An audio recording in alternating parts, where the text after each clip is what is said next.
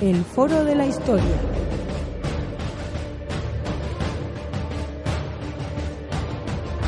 El pasado tiene mucho que contar.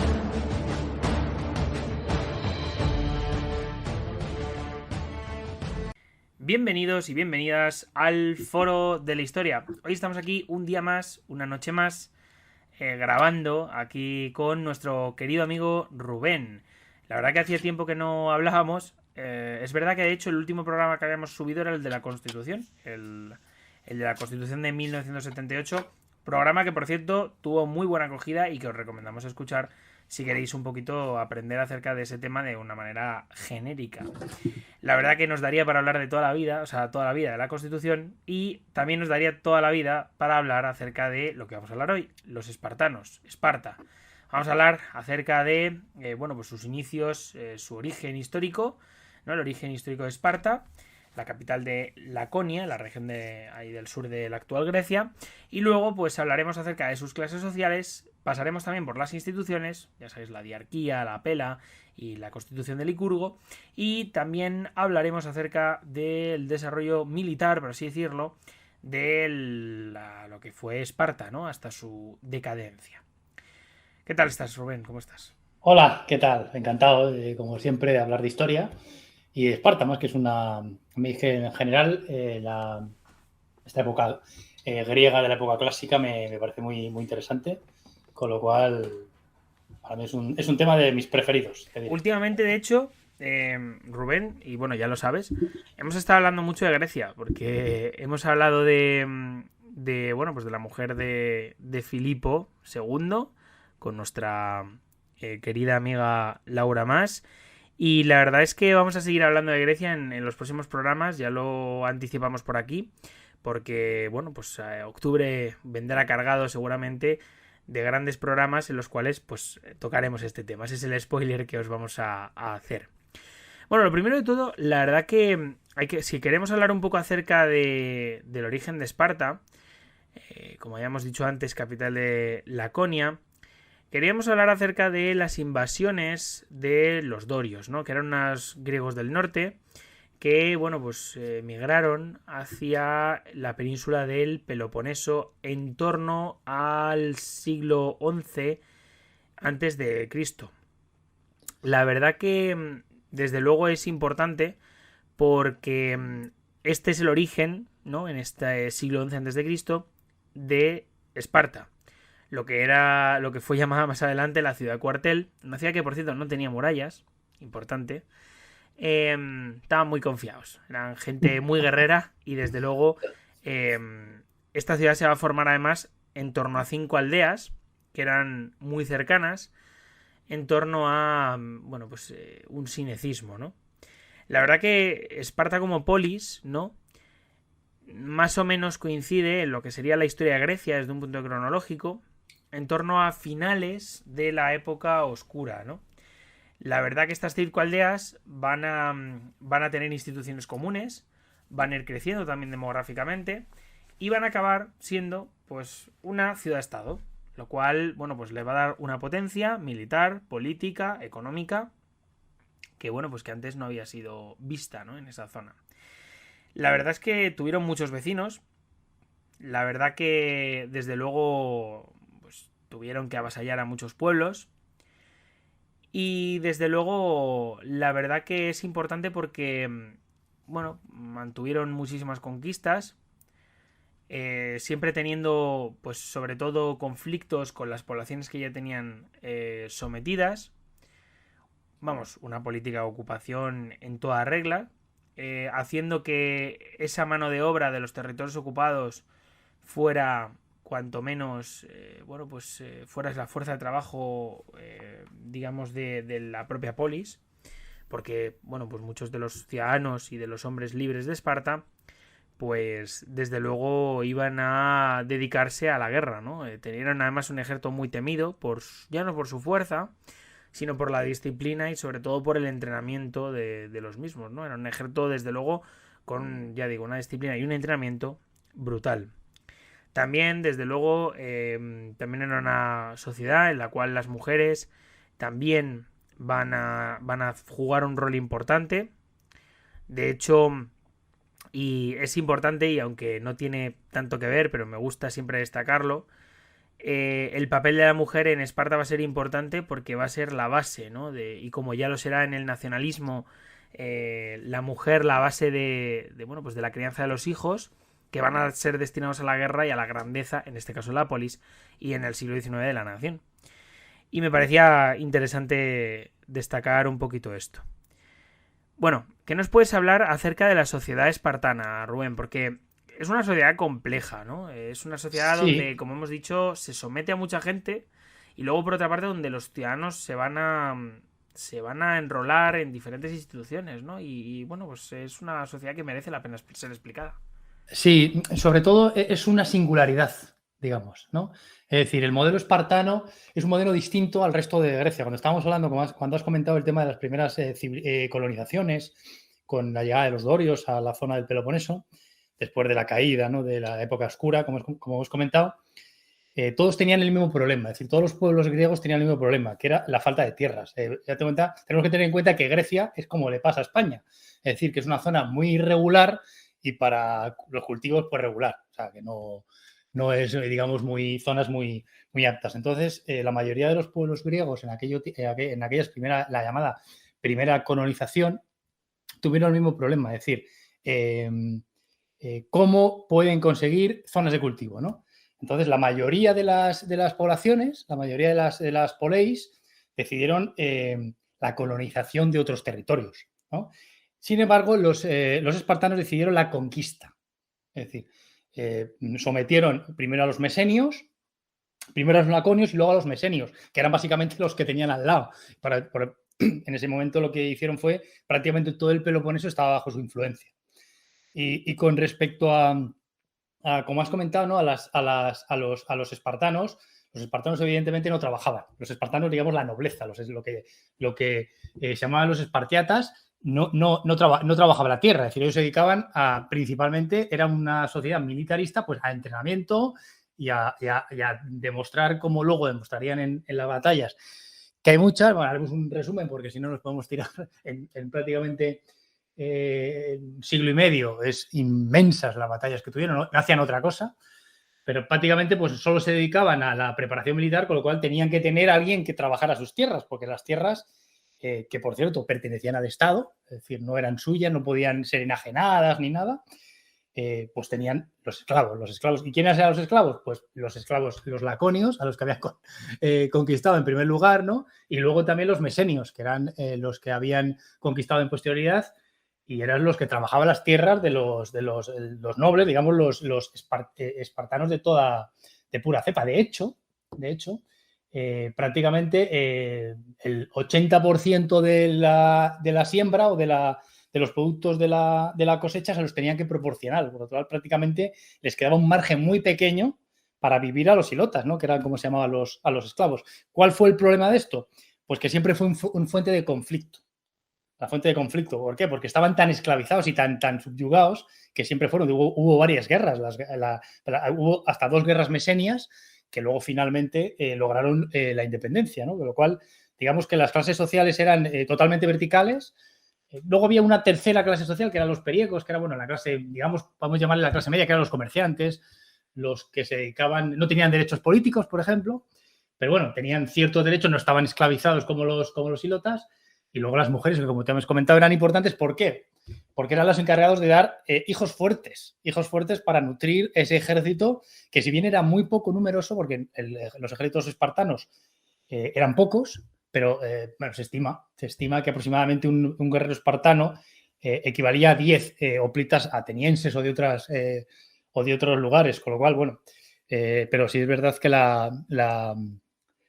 las mujeres tenían un papel muy importante y mucho tiempo libre, ¿no?, que también supuestamente eso era bastante criticado por otros griegos, ¿no?, la cantidad de tiempo libre que tenían las mujeres.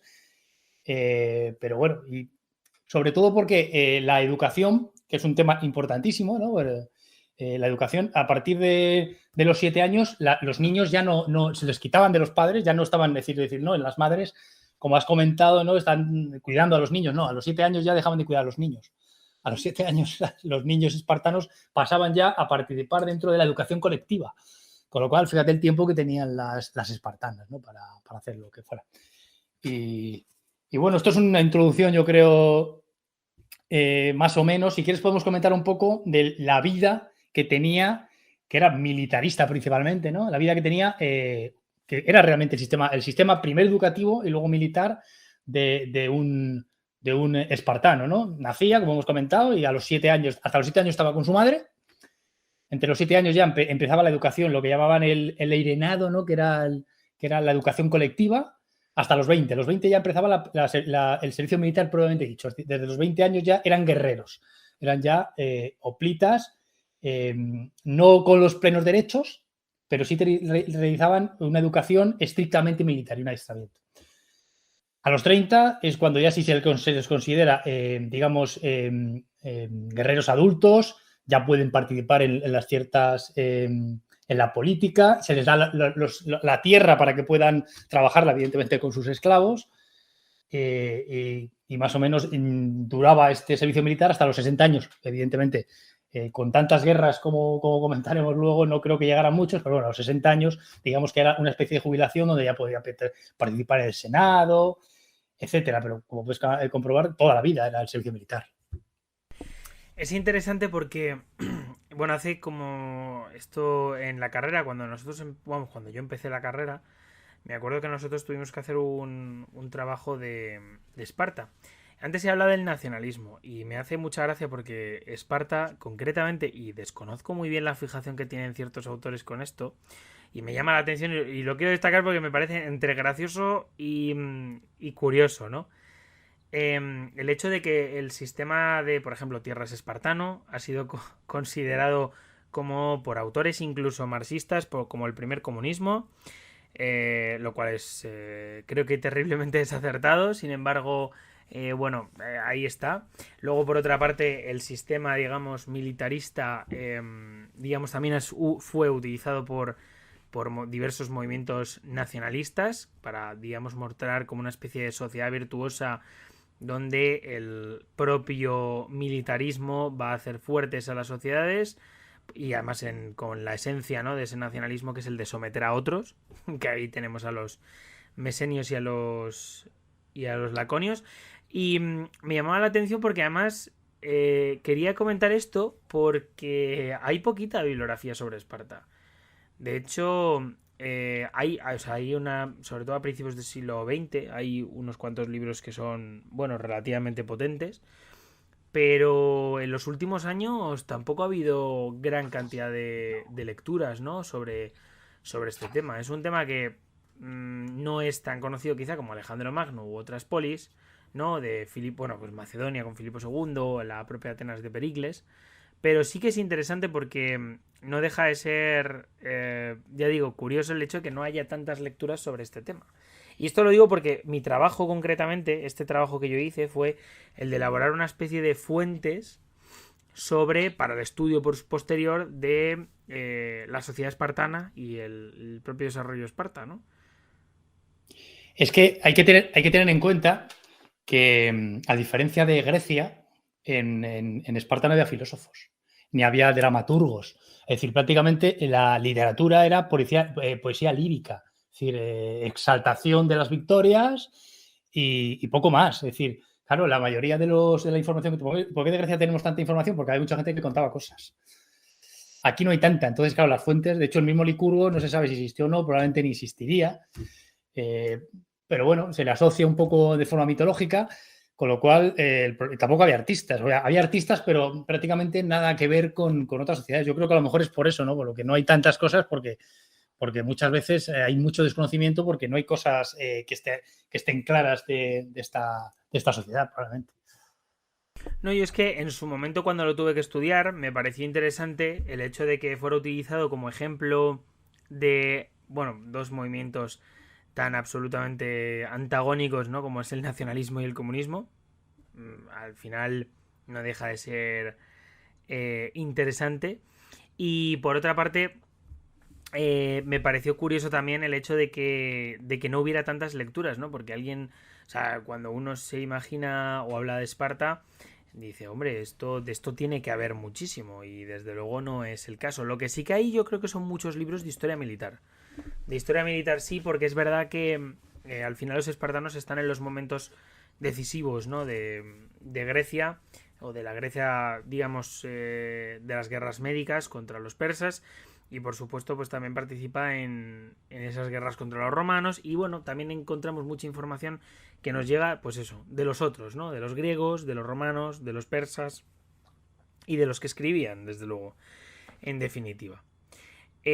Bueno, habiendo hablado un poco sobre la sociedad, yo creo que vamos a hablar acerca de las instituciones, ¿no? Porque al final yo creo que una buena perspectiva de los individuos se obtiene a través del estudio de las instituciones en las que se mueven, ¿no? Quiero decir, en este caso las cofradías, la Constitución, la diarquía, la pela y otra serie de instituciones que vamos a explicar ahora y que conformaban el ideario de el buen espartano, conformaban el ideario de la polis espartana y por supuesto pues conformaban ese cosmos, ¿no? institucional. Lo primero tendremos que hablar de la Constitución. Es una Constitución que, bueno, en este siglo IX, hemos hablado del siglo XI, que es cuando llegan los espartanos, 2 siglos más tarde, en el siglo IX a.C.,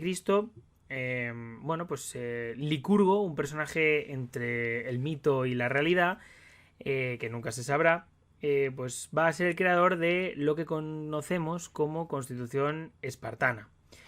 La verdad que la historicidad de esta es dudosa, como hemos dicho, y del propio Licurgo. Sin embargo, sí conocemos la eumonía, ¿no? Lo que llamaban la buena ley. De hecho, tenemos algún escrito, por ejemplo, de Herodoto, donde, Licurgo, nos comenta Herodoto que Licurgo había recibido la Constitución espartana del oráculo de Delfos, ¿no? Y la verdad que, dejan un poco constancia de como que este personaje existe. Por otra parte, a otros autores hablan de que, la Constitución espartana al final no es el resultado más que de una serie de reformas, ¿no? Estos cambios se van a plasmar en la retra, ¿no? Que es el conjunto de leyes que conformaban dicha constitución. De hecho, la retra en griego significa cosa dicha, que es un poco pues ese recogimiento, ¿no? de las leyes, por así decirlo. En esta constitución se establece un sistema político basado en la isonomía, la igualdad entre todos los espartanos en política. Por otra parte, se establece que el principal órgano de decisión en la economía es la asamblea. Y por otra parte, se va esta constitución va a sufrir una serie de reformas donde, va a ir cambiando, ¿no? De hecho, la reforma definitiva, la última reforma, la vamos a tener en torno al siglo VII, a mediados del siglo VII a.C., ¿no? De hecho, esta constitución va, digamos, a ser la copa, ¿no? de un árbol mucho más grande que, por ejemplo, va a estar sustentado por la diarquía, ¿no? que es la monarquía espartana. Una diarquía que, por cierto, muchos de vosotros seguramente habéis oído hablar y, desde luego, es importante destacarla, más que nada porque, al fin de cuentas, es desde luego curioso el hecho de que en Esparta, un reino tan militarista, en vez de un rey, hubiera dos. De hecho, la diarquía, ¿vale? Para que te hagas una idea, es un generalato hereditario y vitalicio. De hecho, hay dos familias que, se habían enfrentado, que eran los agíadas y los euripóntidas. Y la diarquía se entiende como una especie de compromiso de dichas familias para manejar la polis, ¿no? Otra versión de esto dice que los espartanos decidieron crear una monarquía con un carácter colegiado, compartido, para evitar que no hubiera abusos de poder, ¿no? Y dentro de estos reyes se iban a repartir lo que era el poder, ¿no? También se comenta que estos reyes son sacerdotes de Zeus y lo que está claro es que van a tener una participación en política importante. De hecho, van a estar en la Jerusia o en el Consejo y también van a ser líderes militares, ¿no? La verdad que es importante porque, van a tener, por ejemplo, papeles tan curiosos como la asignación de maridos a las herederas solteras y van a arreglar incluso adopciones para niños huérfanos, que es una cosa que a mí me parece bastante curiosa. Luego, por otra parte, tenemos la Gerusia, ¿no? Que es el Consejo de Ancianos, que estaba compuesto por 28 miembros, mayores de 60 años, o sea, es decir, como ha dicho Rubén antes, estaban jubilados, y que van a ser elegidos en una asamblea popular. Aparte, como hemos dicho antes, los reyes también estaban incluidos, o sea, es decir, había una especie de supervisión de los propios reyes sobre estas instituciones y de participación activa de ellos. Por tanto, tenían que escuchar a estos ancianos, ¿no? El papel básicamente es el de moderar las relaciones entre los reyes y el pueblo. También van a controlar a los reyes en ciertos asuntos y desde luego van a poder vetar leyes, ¿no? Las van a preparar, van a llevar a cabo proyectos legislativos y estos proyectos finalmente se van a presentar en la apela. ¿Y qué es la apela? La apela estaba compuesta por los espartiatas mayores de 30 años. Hay que decir que el rango de edad en Esparta es importante porque, claro, los niños a partir de 6 años van a empezar su formación militar, los espartiatas son a partir de 30 años y los jubilados, los ancianos, a partir de 60. Es importante porque, bueno, pues estos espartiatas van a ser quienes van a decidir, van a tener plenos derechos para, pues bueno, elegir a los miembros de la Gerusia, o sea, del Consejo de Ancianos, y luego, por otra parte, también van a elegir las leyes, ¿no?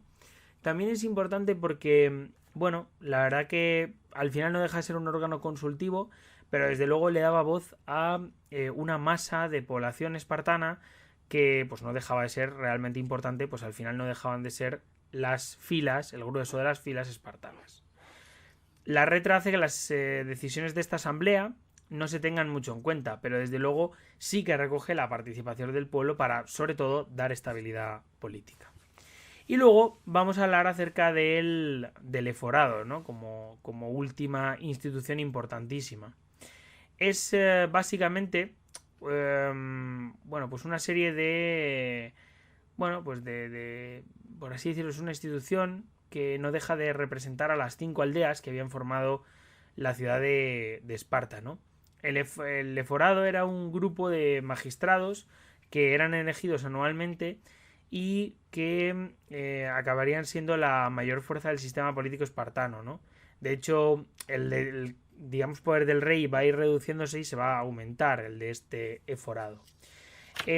Sobre todo a partir del siglo VI, que va a ser el momento en el que su máximo poder va a ser alcanzado, pues desde luego va a ser, el eforado es esos guardianes de la Constitución van a presidir la apela y van a controlar a los funcionarios, a las comunidades sometidas, van a participar en esos,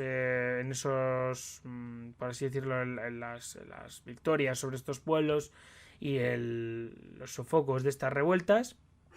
Y desde luego van a tener tareas realmente importantes como la educación de los niños, la actuación de los reyes, o incluso van a poder arrestar y llevar a juicio a quienes se saltaban la Constitución, ¿no? Que es bastante importante. O sea, tenían funciones de control sobre todos los demás. Por tanto, siendo ellos la base, tenían bien cogida a la copa, por así decirlo. Y bueno, yo creo que con este resumen, la verdad que creo que se ve, o se puede ver de una manera transversal, el cómo los reyes no van a tener un poder absoluto, como sí que es verdad que va a haber diversos periodos y diversos procesos políticos en los cuales de una democracia se va a pasar a una tiranía. Y bueno, incluso vamos a tener a diversos filósofos, como es el caso de Aristóteles, que van a filosofar y van a crear contenido en torno a ello. Pues bueno, va a ser interesante porque aquí la diarquía, esa monarquía compuesta, va a estar a la orden del día. Muy bien, ¿te parece que hablemos de... Joder, es que son tantas guerras que no sabría por dónde empezar. La verdad es que son... Sí, tampoco es mucho... Claro, es que estaban todo el día... Es lo que tiene. Prácticamente desde principios del siglo V hasta prácticamente la llegada de Alejandro Magno es ininterrumpido. Hay muy poquitos periodos de paz que ahora comentaremos, pero Pero bueno, vamos a empezar, obviamente, por las guerras médicas, ¿no? Que probablemente sean las más conocidas, ¿no? ¿Quién no ha visto 300, ¿no? O estas las películas, o la película que vino después, ¿no? De primero espartanos y luego de los atenienses. Las guerras médicas, ahí fue una especie de paréntesis, porque todos los griegos, o casi todos los griegos, se unieron durante poco tiempo para luchar pues, contra un enemigo común que era el persa, que quería pues, someter, ¿no?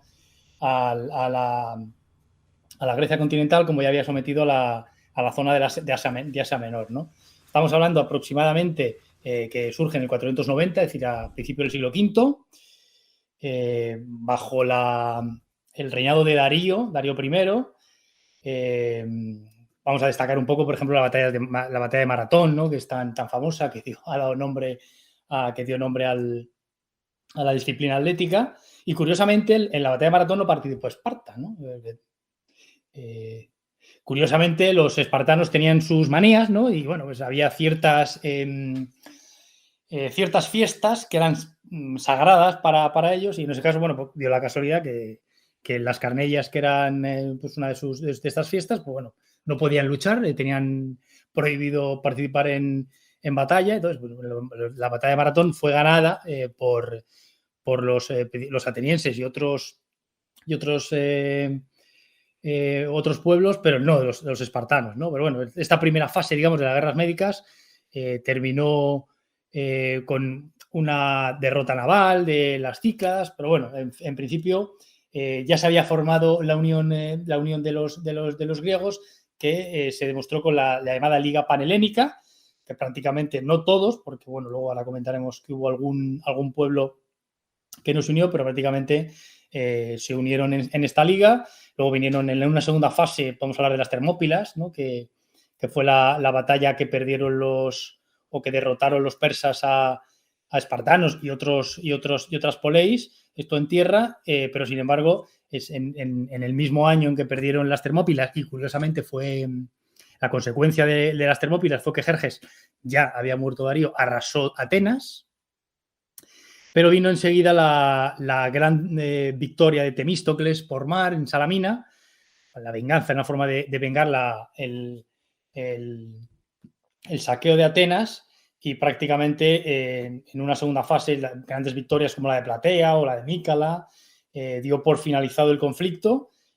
Prácticamente se puede decir que, bueno, Jerjes tuvo que desistir de la invasión, aunque tardaron muchos años, ¿no? Prácticamente 30 años en firmar una paz acordada, que fue la paz de Calías, pero bueno, se puede considerar que aproximadamente en el 439, que es la última gran batalla, es el final de las guerras médicas, y bueno, también es el final de la unión, ¿no? De la unión de los griegos. Evidentemente, pese a que se puede considerar que fue el punto de máximo poder de estas poleis, de estas ciudades-estado, y una consecuencia, ¿no?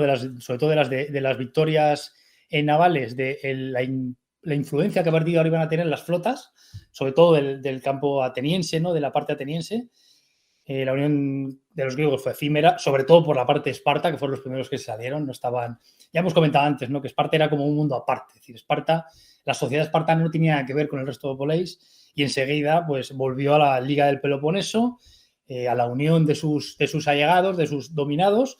Lo mismo que Atenas hizo lo mismo con la Liga Aticodélica, es decir, formaron, cuando hablamos de ligas, hablamos de asociaciones, ¿no? Una especie de OTAN de la época, básicamente, ¿no? Y bueno, después de las guerras médicas, podemos considerar que hubo un tiempo, incluso con una paz, ¿no? Que no es habitual, pero una paz de 30 años, que además que se respetó en el tiempo. Luego vamos a ver otras paces de más tiempo que no se respetaron. Y bueno, durante esta época podemos considerar la época entre el final de las guerras médicas y la guerra del Peloponeso, que ahora se iba a enfrentar. Vamos a comentar que enfrentó a Esparta y a Atenas, digamos que es la máxima hegemonía de Atenas, ¿no? Es la famosa época de Pericles, ¿no? De la democracia radical, etcétera, ¿no? Pero bueno, como eran dos potencias con ideas muy diferentes, pues prácticamente era difícil no imaginar que se terminarían volviendo a enfrentar, ¿no? Entonces aquí llegó la guerra del Peloponeso. La guerra del Peloponeso fue una guerra bastante extraña, con muchos cambios con muchas variantes, con un antes y un después, probablemente con la muerte de Pericles, ¿no? Se habla de normalmente se habla de 3 fases, pero incluso con condiciones de paz, como la paz de Nicias, ¿no? Donde prácticamente los dos, en el final de la segunda fase, los dos llegaron agotados, tanto económicamente, con problemas económicos, con problemas demográficos, con habitual problema en Esparta de los levantamientos de los ilotas, que siempre estuvieron latentes. Y bueno, podemos considerar que la guerra del Peloponeso, que finalmente ganó Esparta, curiosamente, en la última época, la última etapa, que empezó muy bien, ¿no? Con victorias navales de Atenas, curiosamente, llegó un momento que los espartanos pidieron la paz. Y sin embargo fueron los atenienses los que negaron la paz y fueron los que terminaron perdiendo, ¿no? la guerra, y prácticamente pues, fue el fin de la democracia clásica de Atenas, con los famosos oligarcas, etcétera. Pero se puede considerar que la guerra del Peloponeso, bueno, que venció finalmente Esparta, probablemente fue el final, o fue prácticamente el canto del cisne de las poleis como ciudades-estado, como tal. Evidentemente, después de la victoria hubo una hegemonía de Esparta, como antes lo había habido de Atenas, y pronto llegaría otro orden importante, digamos que durante muy poco tiempo, Tebas, que fue la primera gran derrota, la primera gran derrota que sufrieron los espartanos en batalla terrestre, fue precisamente liderado por Epaminondas, ¿no? El Leuctra. Y bueno, en aquella época prácticamente ya había otro poder en la zona que estaban haciendo, que estamos hablando de Macedonia, ¿no? Que eso sí que era otro concepto diferente. Hasta ahora estamos en todo esto que estamos hablando, ligas o no ligas, hablamos de ciudades-estado, es decir, ciudades prácticamente que estamos hablando de la ciudad y pocos terrenos, el terreno alrededor, y luego evidentemente asociaciones, pero las ligas siempre terminaban saltando porque había mayor poder de uno de otro, había un tesoro, todas las ligas tenían su tesoro, y al final siempre los problemas terminaban pues por hacerlo saltar. Pero en el norte de la península, de la Grecia continental, estaba surgiendo un nuevo poder, que era Macedonia, ¿no? Primero con Filipo en el año 360 y luego ya con Alejandro, que digamos el concepto fue totalmente diferente, ¿no? Ya estamos hablando de el fin de las ciudades-estado y digamos el imperio que terminaría formando Alejandro, que bueno, que conquistó toda Persia, con lo cual ya el concepto ya digamos que finaliza probablemente con la guerra del Peloponeso, ¿no?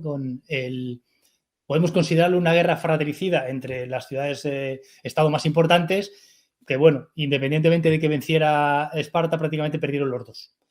Yo creo que es un resumen, pues estamos hablando de muchas guerras, es decir, no hay muchas batallas, no tiene mucho, pues nos extenderíamos tanto, pero yo creo que como resumen, como concepto, los momentos clave de las ciudades-estado, de las poleis, y su final y cómo fueron decayendo, yo creo que es el resumen, yo creo que puede valer. No sé qué opinas, Javi. Pues hombre, desde luego es importante destacar que lógicamente es un resumen, y también al final que, bueno, nuestro programa, que parezco Juan Cuesta, ¿sabes? Diciendo esta nuestra comunidad, nuestro programa al final no deja de ser un programa de divulgación, el cual, bueno, pues desde quizá estos resúmenes, bueno, pues este conocimiento transversal que en un podcast, desde luego, prácticamente en una vida no podríamos, en un podcast es harto complicado, pues viene a resumir pues una polis como fue Esparta, ¿no? Que al final no dejó de tener la hegemonía en el periodo. De hecho, es interesante porque luego sí que es verdad que hay un declive demográfico importantísimo en Esparta. De hecho, la subyugación de los propios espartanos por parte de los macedonios es evidente. Esa liga que queda a merced de Macedonia, y luego posteriormente la entrada de los romanos, que ya se encuentran una polis que, bueno, no fue lo que, o sea, no era lo que fue, y que desde luego fue relativamente fácil conquistarla. Claro, porque date cuenta que en el momento en que Esparta se impone, que es después de la guerra del Peloponeso, pues claro, Esparta, con su forma que tenía de sociedad, pues aparte que no tenía la capacidad colonial que sí tenía Atenas, con lo cual era imposible abarcar tanto espacio. Es decir, desde que termina la guerra del Peloponeso prácticamente hasta el sometimiento de Tebas o el pequeño espacio de tiempo donde hubo hegemonía de Tebas, Esparta se tuvo en guerra contra Persia, la guerra de Corinto, ¿no? Que se unió a Esparta Corinto, pero contra todos los demás. Luego se creó la Liga Beocia con Tebas, ¿no? que desembocaría en Leuctra. La Liga Teodélica se volvió a generar, liderada por Atenas también contra Esparta. Es decir, estamos hablando de una ciudad-estado con muy poquito ejército. Es decir, estamos hablando... De hecho, estaba muy mal visto, ¿no? Es decir, estaba muy mal visto. La verdad es que Esparta no solía caer derrotado, ¿no? En tierra. Pero si caía derrotado, estaba muy mal visto que volvieras con vida. Con lo cual, es muy complicado con los problemas que puedes tener luego con tantas guerras, la cantidad de bajas que podían tener era, pues claro, evidentemente luego cuando llegaron los macedonios de prácticamente siglo y pico que habían estado pegándose todos los griegos entre ellos, pues prácticamente fue relativamente sencillo, porque no se puede hablar de sencillez, pero pues controlarlo todo, ¿no? Como lograron primero con Filipo y luego con Alejandro. Bueno, al final yo creo que nos vamos a quedar con esto. Hemos hablado de una manera transversal, ya digo, de esta Esparta. Y la verdad que esperamos vuestros comentarios. Yo creo que podríamos incluso dedicarle algún que otro programa a, bueno, pues otras polis, ¿no? Incluso Atenas, por ejemplo. O a las guerras. Vamos a hablar si quieres un día de las guerras médicas y otro de la guerra del Peloponeso. Es que estas dos guerras, estos dos conflictos, que duraron muchísimos años, dan para cada una para un podcast. Pues ya digo que por mi parte estupendo porque además la historia de Grecia gusta mucho. Y bueno, en estos programas al final, bueno, pues de alguna manera hablamos, pues eso, de manera sí que es verdad que genérica, pero también era el objetivo. Yo creo que cuando iniciamos este proyecto, al final, vamos, no nos hemos desviado ni un ápice. No, desde luego. Y no será que no hemos tocado palos, ¿eh? No, bueno, sí que es verdad que hemos hablado de muchas cosas. A ver, lógico, ¿cuántos años llevamos ya? Si es que llevamos 2 años y pico. Sí, de la prehistoria, algunas, no mucho de prehistoria, pero bueno, más de contemporánea probablemente. Sí. Pero bueno, ahora mira, hemos vuelto otra vez a la edad antigua y vamos. Y ni tan mal. No, sí. Si ya digo, si además he sido yo quien te ha propuesto todos estos programas últimamente, porque sí que es verdad que había que variar un poco. Hombre, nosotros hemos hablado de mucha historia contemporánea. Ahora sí que es verdad que, bueno, es que esto va por periodos, ¿no? Al final hablamos de unas cosas, luego hablamos de otras, surge, tenemos X libro que nos interesa por X razón y al final pues acabamos de alguna manera siempre teniendo esto, ¿no? Y como al final cada uno, que es lo que a mí me gusta de esto, por lo menos, que como a cada uno le gusta un periodo, pues yo me pongo a hablar de unas cosas y de otras y de contemporánea y pues por ejemplo puedo hablar luego contigo también de antigua. Así que es verdad que, hombre, lógicamente yo no tengo la idea que puedes tener tú o que pueda tener, por ejemplo, gente como Mario Agudo, con el que ya hemos hablado aquí en el canal y por el que, por cierto, también hablaremos más adelante. Pero bueno, no deja de ser un pequeño espacio cultural. Dicho esto, pues nada, sabéis que nos tenéis en iVoox, nos tenéis en Spotify, estamos por todas partes, la verdad. Así que nada, tenéis ahí todas las redes sociales para seguirnos. Y nos despedimos. El próximo domingo volveremos. Ya digo, prometemos que en estas semanas va a haber varias cositas sobre Grecia. Aprovecho para decirlo ya por aquí. Y esperamos, por supuesto, que os haya gustado. Así que nada, sin más, un comentario, un buen like o un compartir siempre nos ayudan. Y chao. Hasta luego.